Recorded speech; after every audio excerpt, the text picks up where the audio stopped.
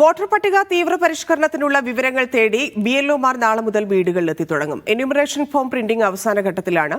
വോട്ടറുടെയും മാതാപിതാക്കളുടെയും വിവരങ്ങളാണ് എന്യൂമറേഷൻ ഫോമിലുള്ളത്. മറ്റ് രാജ്യങ്ങളുടെ പൗരത്വം എടുത്തിട്ടില്ലെന്ന് സത്യപ്രസ്താവന നടത്താനും നിർദ്ദേശമുണ്ട്.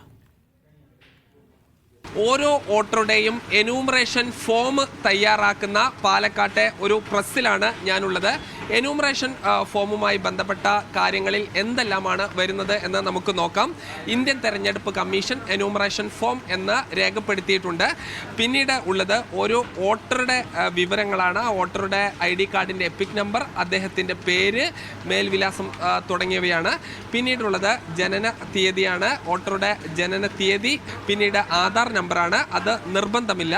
പിന്നീട് മൊബൈൽ നമ്പർ, രക്ഷിതാവിൻ്റെ പേര്, രക്ഷിതാവിൻ്റെ എപ്പിക് നമ്പർ, പങ്കാളി ഉണ്ടെങ്കിൽ അവരുടെ വിവരങ്ങൾ, പങ്കാളിയുടെ എപ്പിക് നമ്പർ താഴെയുള്ളൊരു കോളത്തിൽ, അവസാന SIRലെ വോട്ടർ പട്ടികയിൽ ഉൾപ്പെട്ട വോട്ടറാണെങ്കിൽ അയാളുടെ പേര്, അയാളുടെ ID കാർഡിൻ്റെ എപ്പിക് നമ്പർ, ബന്ധുവിൻ്റെ പേര്, ജില്ല, സംസ്ഥാനം, നിയമസഭാ മണ്ഡലം, പിന്നീട് വോട്ടർ പട്ടികയിൽ ഉള്ള ഈ ക്രമനമ്പർ തുടങ്ങിയവയാണ്.